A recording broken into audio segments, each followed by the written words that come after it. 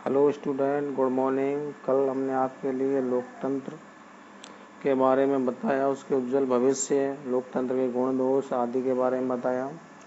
आज हम नया लेसन स्टार्ट कर रहे हैं, लेसन नंबर 6, जिसका नाम है केंद्र सरकार। तो लेसन नंबर 6 का पहला ही क्वेश्चन है, सरकार किसे कहते हैं। देखिए, राज्य एक भावात्मक अवधारणा है, यानी लोगों की एक भावनात्मक विचार है जो एक अमूर्त एवं अदृश्य संस्था है। अमूर्त, जिसका कोई मूर्त रूप नहीं है, जो दिखाई नहीं देती, अदृश्य है। इसे मूर्त रूप प्रदान करने वाली संस्था क्या कहलाती है? सरकार कहलाती। दूसरी जो परिभाषा है, देखिए, गार्नर के अनुसार सरकार की परिभाषा है। गार्नर महोदय ने सरकार क्या परिभाषा दी? देखिए, सरकार वह अभिकरण या मशीन है। उन्होंने सरकार को क्या बताया? या वह अभिकरण या मशीन जिसके द्वारा राज्य की नीतियां निर्धारित की जाती हैं, यानी राज्य यानी देश की नीतियां बनाई जाती हैं और निर्धारित की जाती हैं। सामान्य मामलों को नियमित किया जाता है तथा सामान्य यानी लोगों के हितों को उन्नत किया जाता है, बढ़ाया जाता है। आगे बात करते हैं, सरकार के कितने अंग होते हैं। सरकार के कितने अंग होते हैं? 3 अंग होते हैं प्रमुख रूप से। पहली है व्यवस्थापिका, दूसरी कार्यपालिका, तीसरी है न्यायपालिका। व्यवस्थापिका जो कानून निर्माण करती है, कार्यपालिका जो कानूनों को लागू करती है, न्यायपालिका जो न्याय करती है। आगे देखिए, भारतीय राज्य व्यवस्था में व्यवस्थापिका का गठन कितने स्तर पर हुआ, यानी भारत में राज्य व्यवस्था, जो भारतीय राज्य व्यवस्था है, इसमें व्यवस्थापिका के कितने स्तर हैं? देखिए, भारतीय राज्य व्यवस्था में व्यवस्थापिका का गठन 2 स्तर पर हुआ। संघीय व्यवस्थापिका यानी जो केंद्र सरकार है, राज्य व्यवस्थापिका जो राज्य सरकार। देखिए, भारतीय संविधान में संघीय व्यवस्थापिका को क्या नाम दिया गया? भारतीय संविधान में संघीय व्यवस्थापिका को क्या नाम दिया है? संसद। संसद को इंग्लिश में क्या कहते हैं? पार्लियामेंट नाम दिया गया। यानी हमारे संविधान में संघीय व्यवस्थापिका का क्या नाम है? पार्लियामेंट। आगे देखिए, भारतीय संघ की एक संसद होगी, यह भारतीय संविधान के किस अनुच्छेद में कहा गया है? भारतीय संविधान की एक संसद होगी, यह किस अनुच्छेद में कहा गया है? देखिए, भारतीय संघ की एक संसद होगी, यह किस अनुच्छेद में व्यवस्था की गई है? तो देखिए, भारतीय संघ की एक संसद होगी, यह व्यवस्था भारतीय संविधान के अनुच्छेद 79, संसद की जो व्यवस्था है, कौन से अनुच्छेद में है? 79 अनुच्छेद में की गई है। संविधान संसद के बारे में बताया गया। आगे देखिए, भारतीय संसद के कितने अंग हैं? भारतीय संसद के कितने अंग हैं? 3 अंग हैं। पहला है राष्ट्रपति, दूसरा लोकसभा, तीसरा राज्यसभा। अब आगे प्रश्न है, लोकसभा क्या है, इसकी रचना या संगठन को समझाइए। देखिए, लोकसभा क्या है? लोकसभा भारतीय संसद का, यानी संसद में शामिल है राष्ट्रपति, लोकसभा, राज्यसभा। तो भारतीय संसद का क्या है? ये प्रथम सदन है, निम्न सदन माना जाता है। राज्यसभा को उच्च सदन कहते हैं और इसको निम्न सदन कहते हैं। इसे लोकप्रिय सदन भी कहते हैं, क्योंकि यह सदस्य, इसके जो सदस्य होते हैं लोकसभा के, वो किसके द्वारा चुने जाते हैं? जनता के द्वारा प्रत्यक्ष रूप से निर्वाचित होते हैं, यानी जनता सीधे सीधे इनको वोट डालकर चुनती है। लोकसभा सदस्य, जिनको हम अंग्रेजी में मेंबर ऑफ पार्लियामेंट कहते हैं, एमपी। लोकसभा सदस्यों को हम क्या कहते हैं? एमपी भी कहते हैं, मेंबर ऑफ पार्लियामेंट। लोकसभा सदस्यों किसको कहते हैं? लोकसभा सदस्य को एमपी कहा जाता है। ठीक है। आगे देखिए, लोकसभा की रचना या संगठन किस प्रकार होता है? लोकसभा की रचना या संगठन निम्न प्रकार है। सबसे पहले संसद के अपन ने बात करी 3 अंग, राष्ट्रपति, लोकसभा, राज्यसभा। तो लोकसभा में सीधे प्रत्यक्ष रूप से जनता के द्वारा प्रतिनिधि चुने जाते हैं। इसमें हम रचना में आगे बात करेंगे। देखिए, सदस्य संख्या, यानी लोकसभा में सदस्यों की संख्या क्या होती है? कौन सा सदन है? ये निम्न सदन है। देखिए, मूल संविधान में, यानी हमारे भारतीय संविधान में लोकसभा की सदस्य संख्या कितनी थी पहले? 500 निर्धारित की गई थी जब हमारे संविधान का निर्माण किया गया, लेकिन समय समय पर इसमें वृद्धि की गई। किसमें? सदस्यों की संख्या में।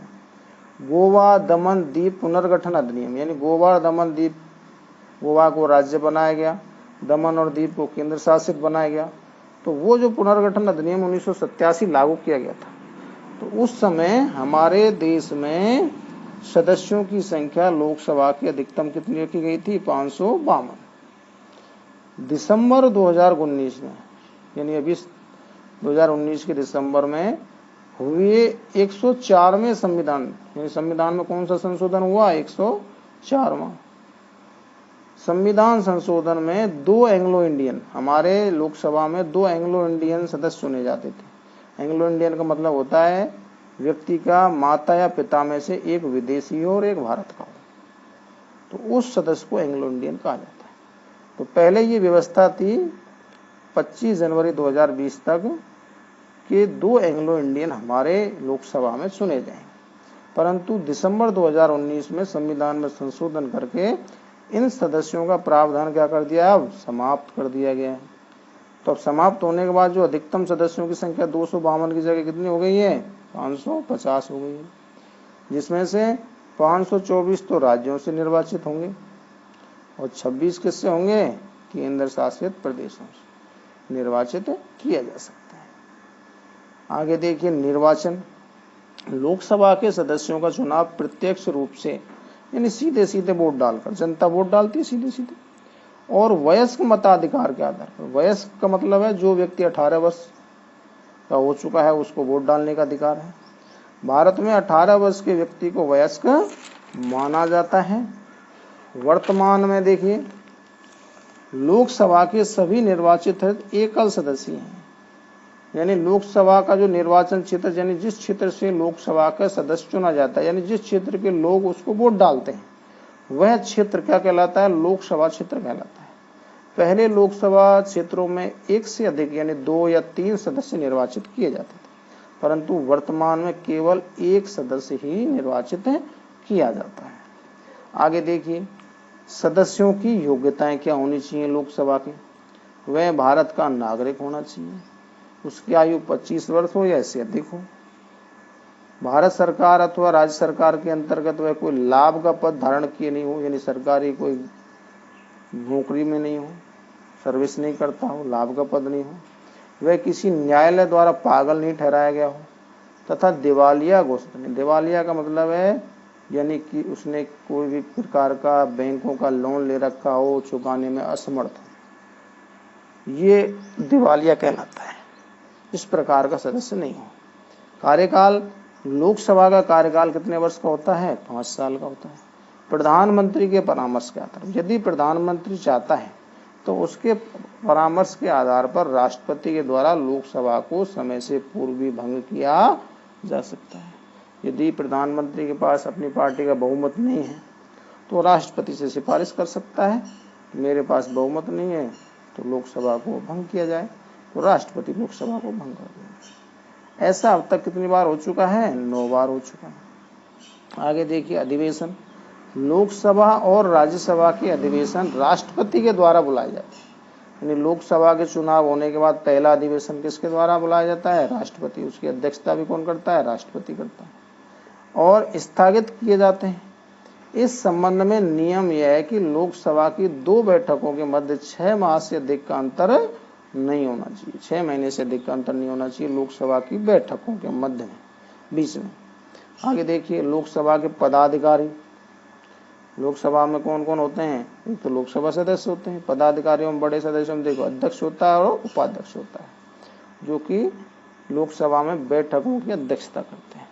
देखो संविधान के अनुच्छेद 93, कौन से अनुच्छेद में कही भाई ये बात है? 93 के अनुसार लोकसभा स्वयं ही अपने सदस्यों में से, यानी लोकसभा के जो सदस्य हैं, MP हैं, मेंबर ऑफ पार्लियामेंट है, उनमें से ही एक को अध्यक्ष बनाया जाता है और एक को उपाध्यक्ष का निर्वाचन करती है, यानी अपने में से ही चुनती है।